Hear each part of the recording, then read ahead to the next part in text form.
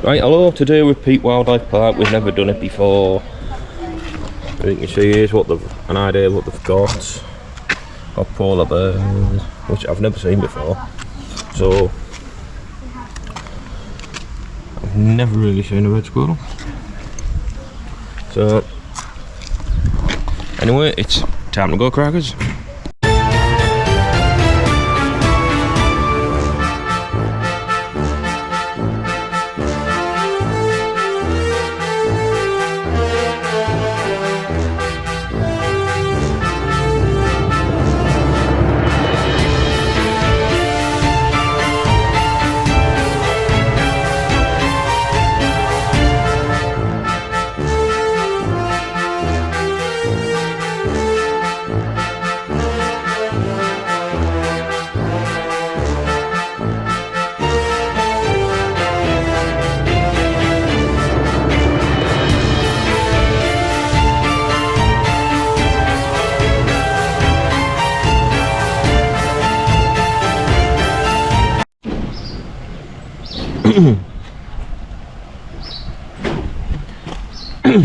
Right, in here is the bush dogs. They'll be here somewhere. There's probably another angle to get a better view.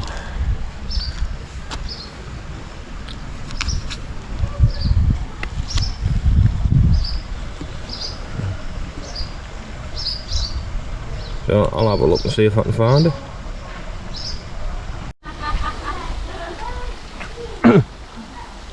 Here's a different angle, but still can't see him, so We might appear later when we have to come back. no, I mean from a different angle around there. So they must be inside. Understand though, it's getting colder.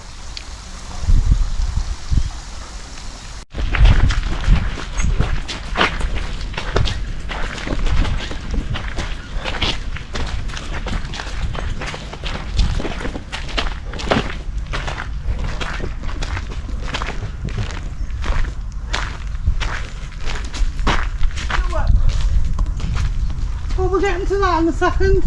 Huh? We're getting over there in a second.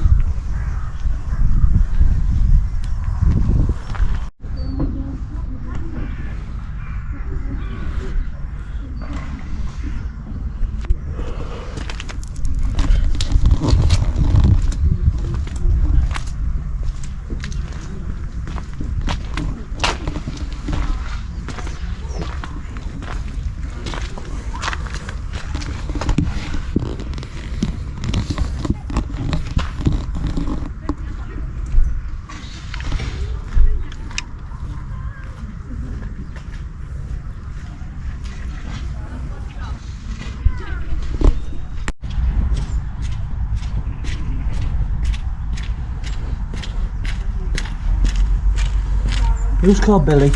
Yeah. No, it was the what's down near you, Polly. How was it? Anyway, there's a giraffe. I'm taking a photo. Even if It is far too big to do in the day. even if it's his bum. I can do it in the day because I've been that much. Yeah. But for somebody that's never been, you need 2 days. Yeah, they're not supposed to sit on the branch. He's pretending to be an owl. Are you being an owl, Mr. Chicken? Mr. Chicken!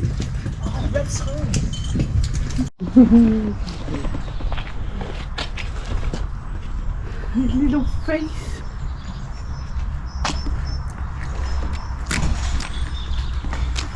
Alright. Too early to come out yet. I'll give you toast. You're gonna have toast. Right, it's your turn to get on display. I don't want to talk to you. I'm killing.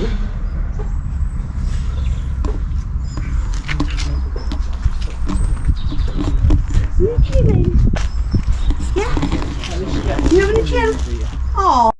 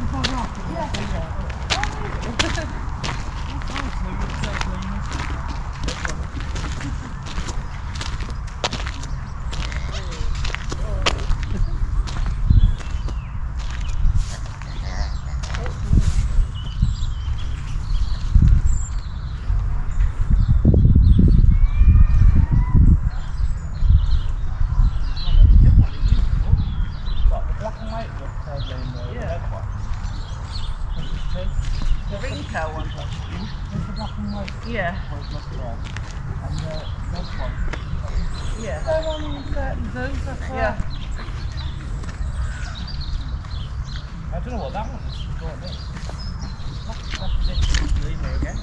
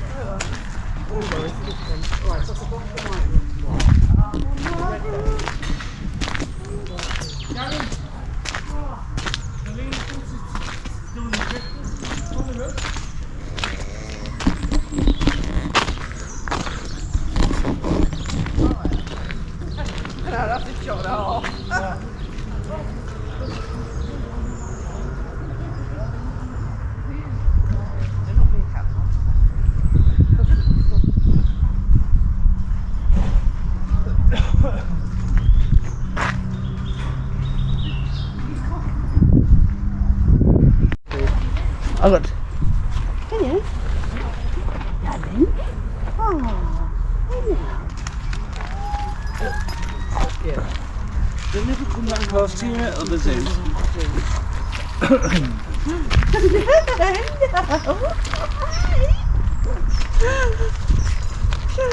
What do you want, Sonny? Look at my friend.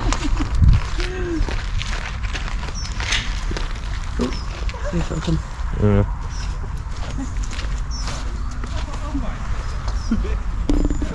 They stroke you. Oh, they're so gentle. What's up? What's up? Of course. I possibly wouldn't stroke them, Polly. Why? Oh, bless you. Why? Wasn't my jump up and kick her in the first. They're not kangaroos.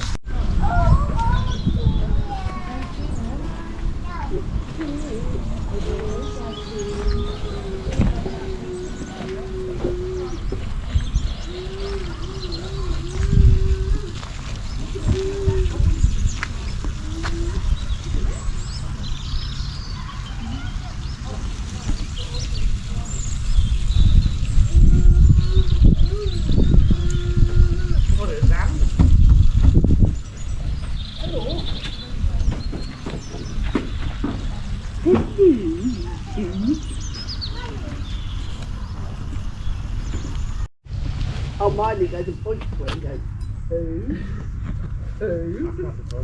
Every day, I think it's every 50 days. She goes and tells you where it is. She goes, As long as there's not summer, if it's summer then I do it every day.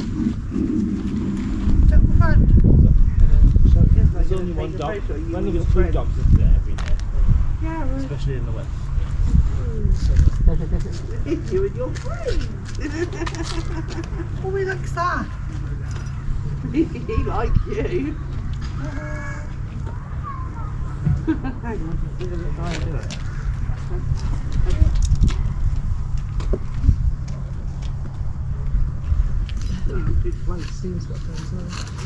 It's the one that me and Billy stood up in. Hang on, you're going over here.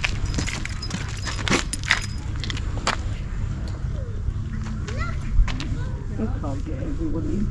I can't get everyone in. Because it's too close, because this lenses people everything. I got one on my phone, so.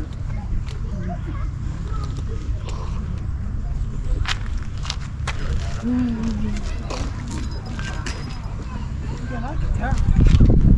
was just the way it walked up to the side of me.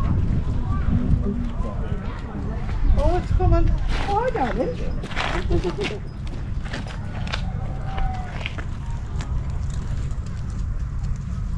Will you get to buddy them now?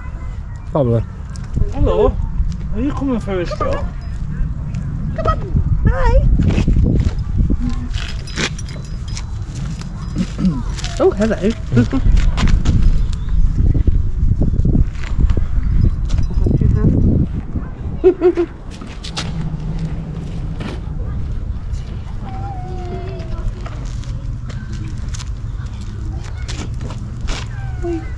We woke up at 12 tonight. I set an alarm for 8:30. I woke up before.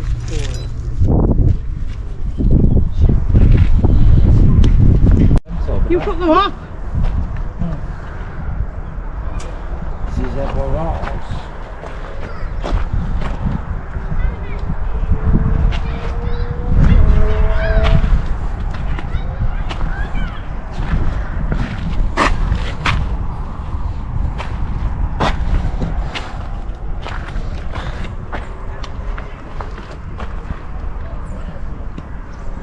Mainless. Mainless. I'll go for it, mate. I need glasses. Mills, zebra. Yeah. Never seen that. No. Oh yeah, they've got a mate. I ain't got man.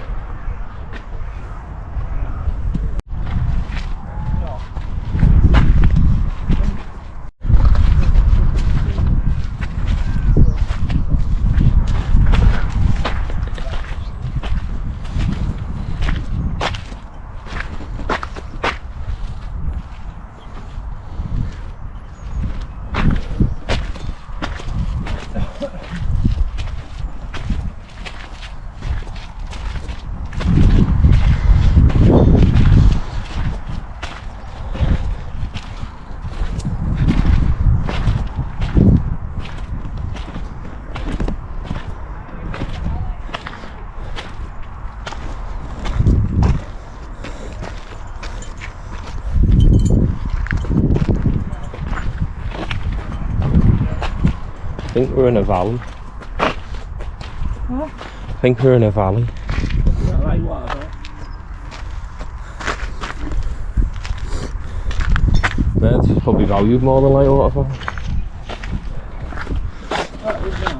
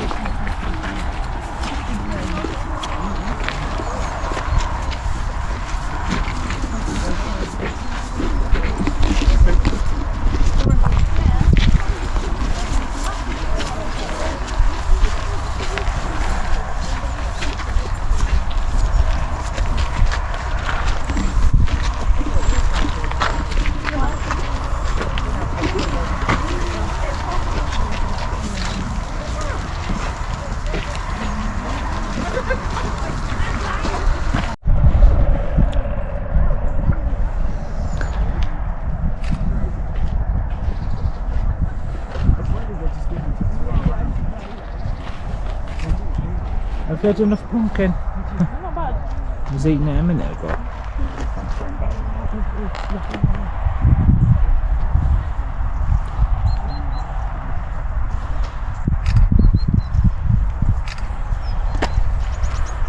Reminds me of Sharon trying to get her. She's gonna kill you when she watches that back.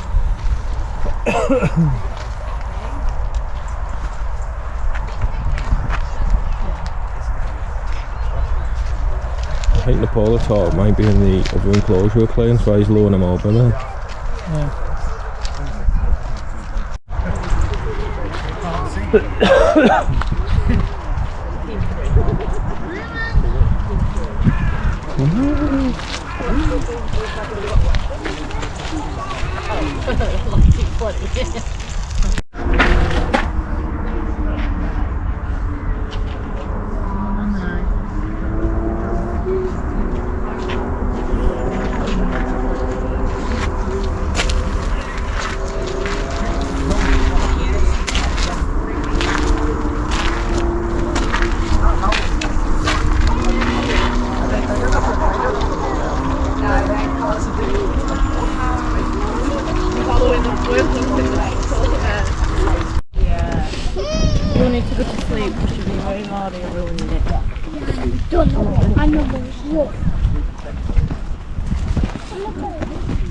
It's bed.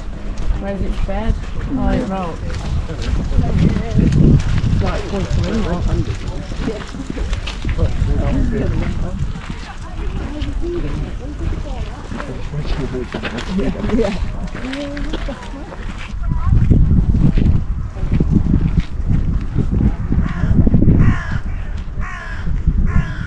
I've just walked his brother down. You're a bit slow to follow, weren't you? But These are animals I never see. That's so funny.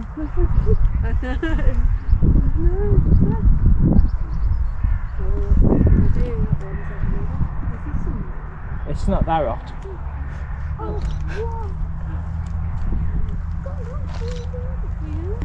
Oh, there's 3. I thought it was only 2. That's a stray.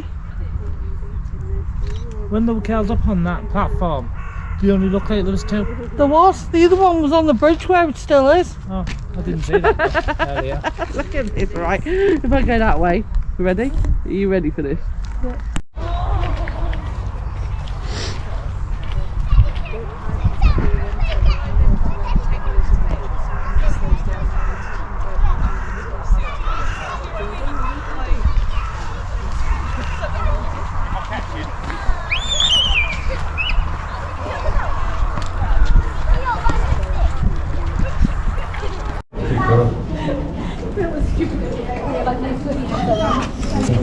You've got a little girl off of that.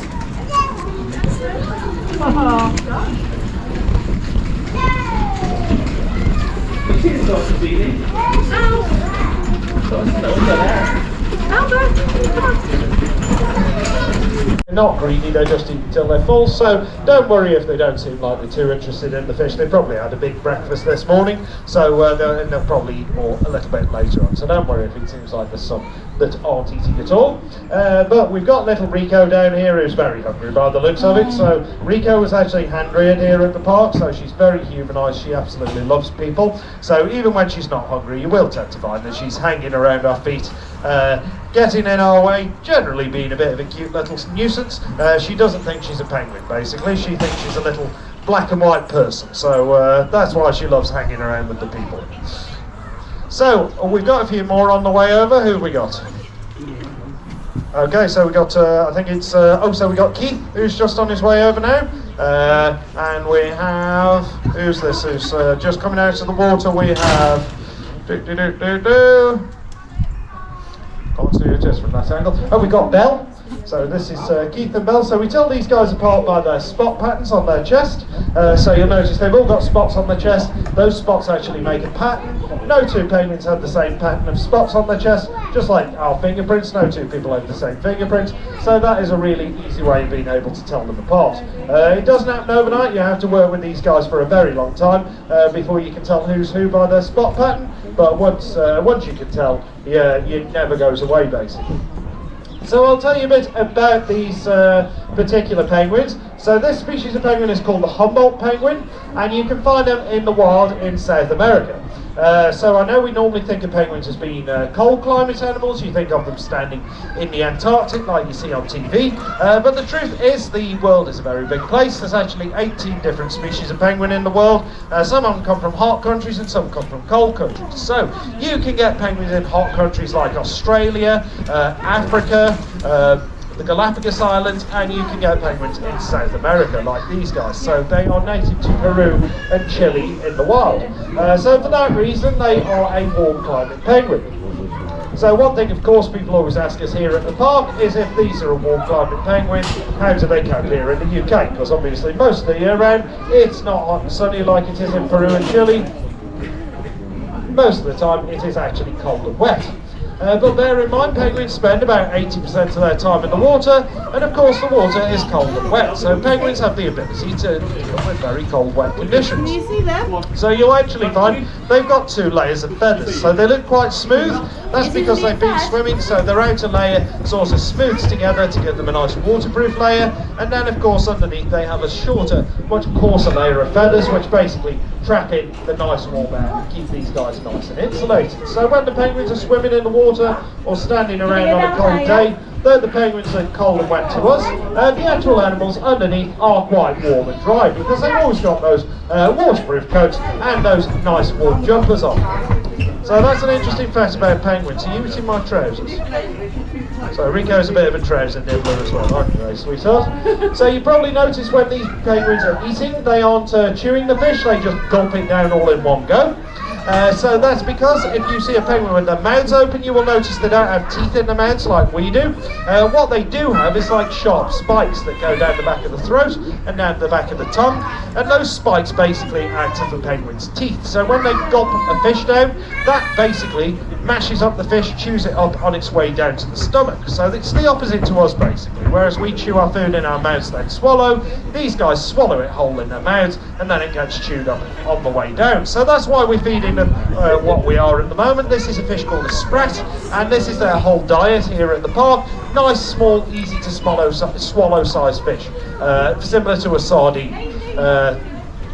So that's what we give them here. So in the wild they do eat small fish. They might eat other things. So sometimes they will eat some kinds of shellfish or squid, but usually it's small fish, very similar to like the sprat, like we're feeding them here. So I'll tell you a little bit about the conservation status of these penguins now. So Humboldts sadly are classed as a vulnerable species. In fact, sadly, they are very close to being classed as an endangered species. And there's several factors affecting this. So of course, in the wild, natural predators are a real problem for these guys. So the main predators for the Humboldt penguin are actually land-based predators rather than aquatic predators. You find this with most species of penguin. And this is because if you imagine that you're a predator, something like a shark or a seal or something that's likely to want a penguin in the eat a penguin who lives in the water. If you're swimming along, you look down, the bottom of the ocean looks very, very dark underneath you. And similarly, if you're swimming along and you look up, the sky looks very white above you. Now, what colour are penguins? They're black on the back and white on the front. So basically, if a predator swims above a penguin, he looks down, that penguin's black back blends nicely into the dark ocean floor. And if he's swimming underneath the penguin, he looks up, that penguin's white chest blends into the white sky. So that's why penguins are the colour that they are. It actually camouflages them in the water. They're also very dynamic when they're in the water. These guys can swim up to 30 miles an hour. They can dive up to 20 metres deep. They are very, very well equipped to live in the water. As you can see though, when they're on land, they're not quite as dynamic, are they? So they can't walk very quickly, they stick out like a sore thumb, and they certainly can't fly. They are basically like little black and white waddling skittles when they're on land. They are very, very vulnerable to predators. So for that reason, if you notice, even though they're not, even when they're not swimming, they don't stray too far away from the water's edge, because if something was to scare the penguins, they would need to be able to get away nice and quickly at a moment's notice. So if something was to scare these guys, they would go straight into the water, and then they know once they're in there, they are nice and hidden, and they can get away nice and quickly. So they do actually have access to this whole enclosure, but you rarely can see them stray too far from the water's edge. So for that reason, their main predators are, like I say, land-based predators. So particularly for these guys, it will be Andean fox is the main predator for a Humboldt penguin in the wild. So that's natural predators. Now, unfortunately, that is the only natural problem that these guys face. All of the other issues that are facing the Humboldt penguin are sadly due to us. They're all man-made problems. And we're talking about things like climate change. So climate change is a big factor for the Humboldt penguin. Simply because in the southern hemisphere where these guys live, there's a phenomenon known as El Nino. Now, I won't bore you with all the details. All you really need to know about El Nino is it basically means the surface temperature of the ocean is getting a lot warmer than it naturally should be. Now, that's not such a problem for the penguins themselves. They just get a nice swim, warm swim every day, rather than a nice cold swim. They don't really mind. But of course, the problem is that fish that the penguins eat live within that first 20-metre surface area of the ocean. If it becomes too warm, it's too warm for the fish to live. If it kills off the fish, that is the penguin's food. No fish, no penguins. So that is a real problem for these guys. Overfishing, another big problem. So we all love our fish fingers and our sushi, etc. We love it now more than we ever have, and for that reason there are more fishing ships than they've ever been before. They've got better technology than they've ever had. They can catch more fish, carry more fish than they've ever had before. They are taking more than their fair share of fish away from the oceans. And again, bear in mind, that is the penguins' food. No fish, no penguins. This is a big problem for these animals. So all of these things, sadly, are problems that are stopping them from getting those numbers up in the wild. But they're not what caused the drop in numbers in the first place. That actually began around the mid-1900s, around the 1950s. And that was due to something called guano harvesting. Now, I don't know if you guys know the term guano. If you don't, you've probably seen some of it getting produced during this talk. It is a nice name for penguin poo. Now, penguin poo is a brilliant material for penguins because when it sets really hard and solid. So basically, penguins can use it as like a concrete, which is very, very handy when they're building their nests. So what they'll do, they'll go out to the beaches. They'll gather all the nesting materials they need, all the sticks and twigs and leaves and rocks, etc. And then they're going to need to stick that nest together. So once they've built a nice comfy nest, then they are going to poo in that nest. And when that poo sets, it sets rock solid and it gives these guys a nice, safe, comfortable nest for them to lay their eggs in and live in, etc. Now, the penguin nests are horrible, smelly things. I wouldn't recommend over sticking your head in one. They do absolutely stink, but they are just how the penguins like them. So guano, penguin poo, is an excellent material for penguins. Sadly, it is an excellent material for somebody else as well. And that somebody is farmers. So farmers in South America, unfortunately, a few years ago, well, like I say, around the mid-1900s, discovered that guano, penguin poo, is a very effective crop fertiliser.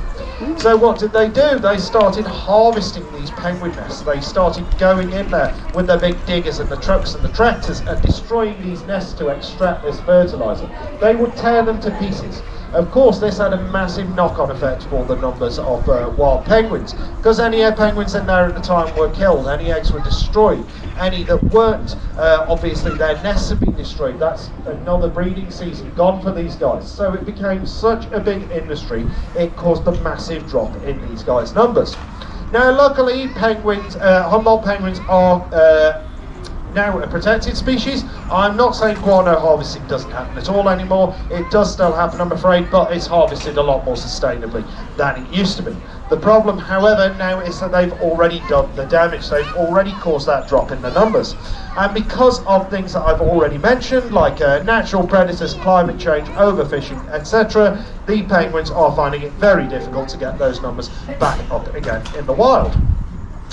So that is the big problem that's facing these guys. We don't want to see them become an endangered species, or even worse than that.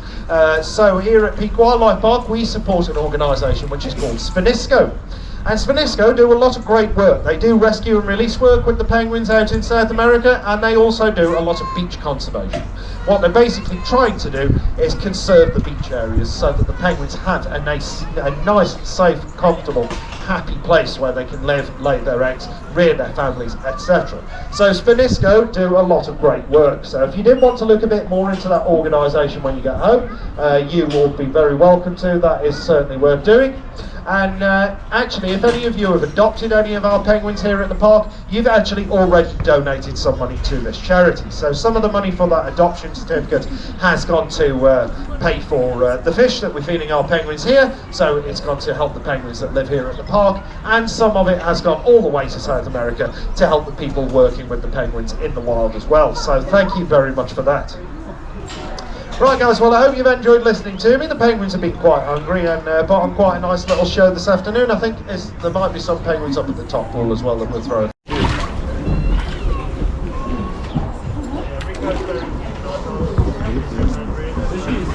This is not swimming, all would be very attached.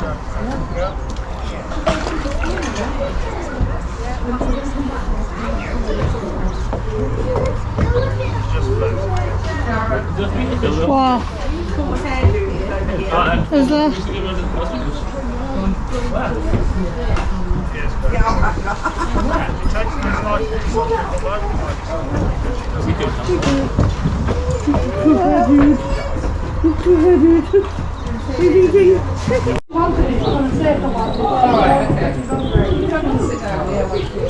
Doesn't you, Polly? Yeah. You said you wanted it for the sake of what? Because you wanted it. Basically. And then there is actually a story of my life. What? I mean like that, you. You, Mister, have a It's got colder, it's a bit more wet as well, so because of that shows that lovely nice bit we can play to other humans. So it's a diet sheet, it's alcohol, makes it about 9% roots, which is really important to see first, obviously what goes in comes out of the end. Especially through the forest, it actually helps to replant those areas, which is incredibly important in the Malagasy ecosystem. This is epic.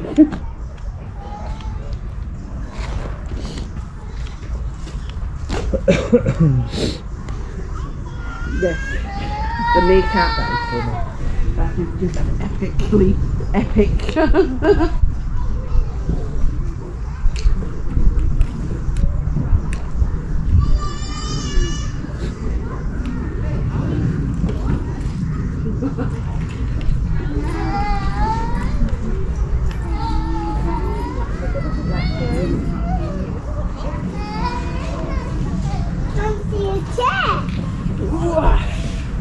What's that chair doing? That's a deck chair, isn't it?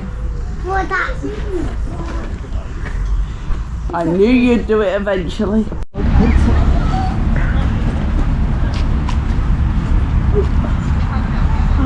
Sitting down for it, 2 minutes.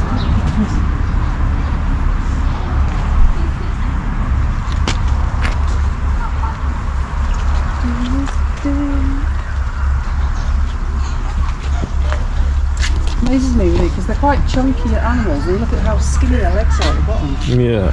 How they support them with tiny little feet and legs. Well, I suppose they will.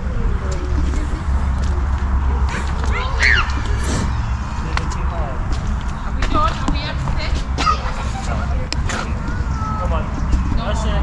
No more finished. Who's that man?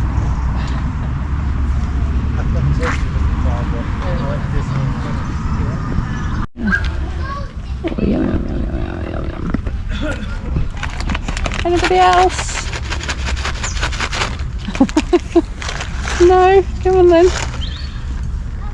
Where do you want there? Yum yum yum. Oh, you're beautiful. Come on. Go on.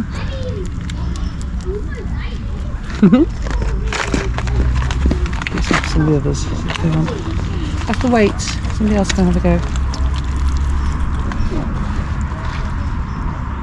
You've got a big nose, haven't you?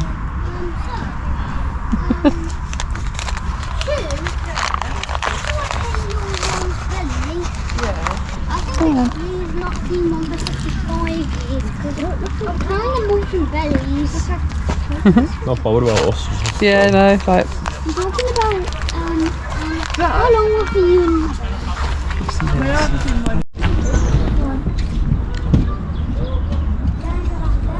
Maltese mate. Yeah.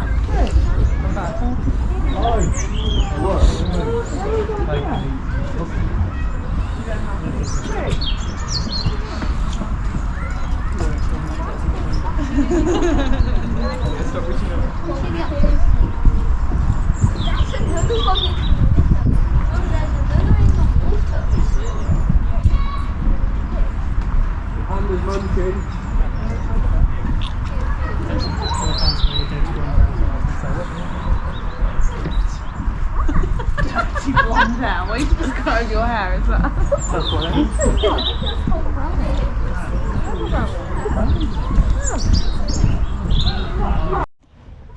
Hi. Hi, my sweetheart. Right.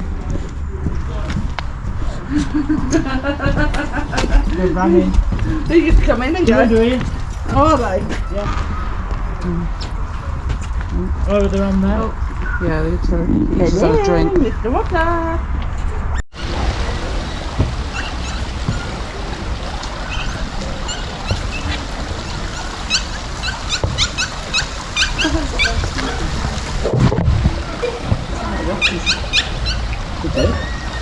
Oh, I can see him.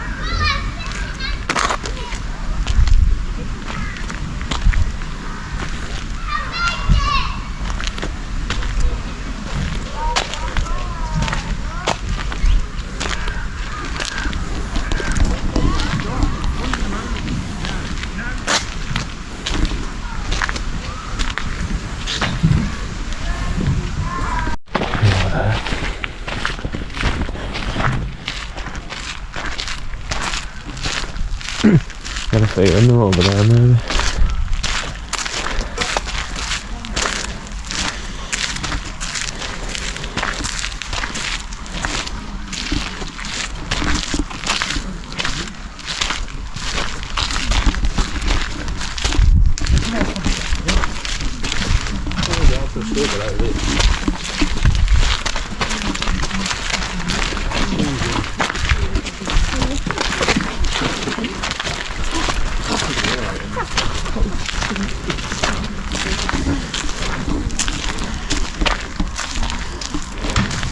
Can't see them.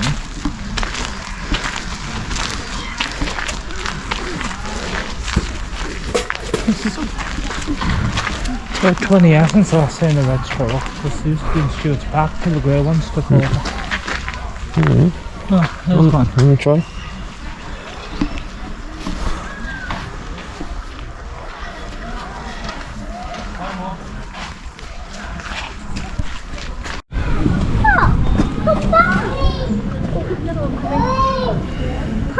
Come back. Papa. That one's not babies. Maybe. Yeah. Something's low, isn't it? Squirrels. Hello. Well, how many of these are you planning to get?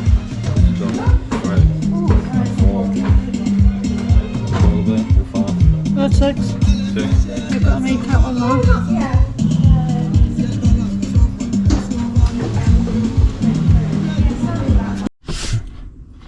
Right, that's it for Peak Wildlife Park. Really enjoyed it for the first time. Did you enjoy it? Yes. Aye. I got a red squirrel and polar bear. If there's a lack of rain, don't worry, I haven't left in the Peak Wildlife Park. He's going to get his tea. Here he is.